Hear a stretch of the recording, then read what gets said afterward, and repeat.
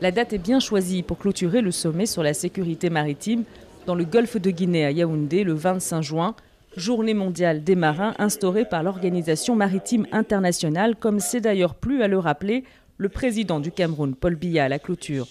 Au total, 12 chefs d'État ont répondu présents, un sommet inédit tripartite entre membres de la CEAC, de la CEDEAO et de la Commission du Golfe de Guinée, la CGG.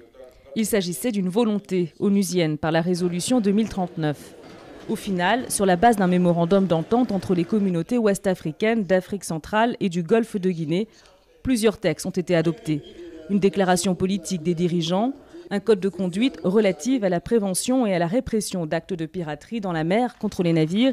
Il concerne aussi les activités illicites maritimes en Afrique centrale et de l'Ouest. Tout cela doit conduire à l'instauration d'un centre de coordination des actions de sécurisation dans le golfe de Guinée, établi au Cameroun, pays hôte du sommet. Reste un bémol, le calendrier plus ou moins flou pour permettre l'application des mesures. Celles-ci ne pourront être effectives avant 3 ans. C'est une question qui a pris beaucoup de temps, la question de souveraineté, liée aux lois nationales, bien sûr, de chaque pays. Les décisions que nous avons prises aujourd'hui ne sont pas très contraignantes. Et ces décisions sont valables pour 3 ans. D'ici 3 ans, chaque pays va se préparer de manière à ce que, à la fin de la 3e année, que les décisions que nous prenons soient des décisions contraignantes au-dessus des lois nationales.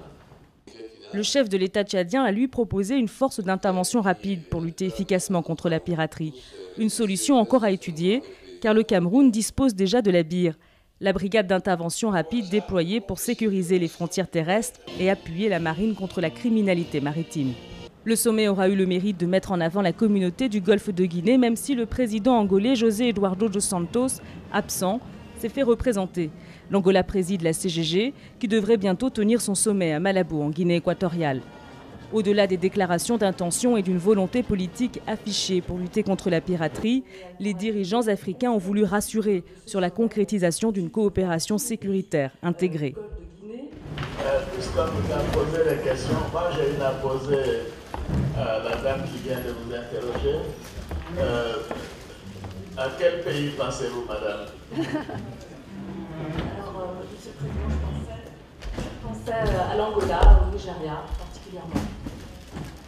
Bien entendu, merci beaucoup.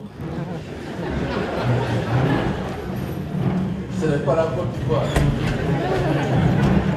Les participants au sommet sur la sûreté et la sécurité maritime dans le golfe de Guinée, ici à Yaoundé, au Cameroun, ont donc convenu une solution unique pour lutter contre la piraterie maritime. Mais reste à savoir si le consensus sera réellement de mise à l'issue de ce sommet ici à Yaoundé.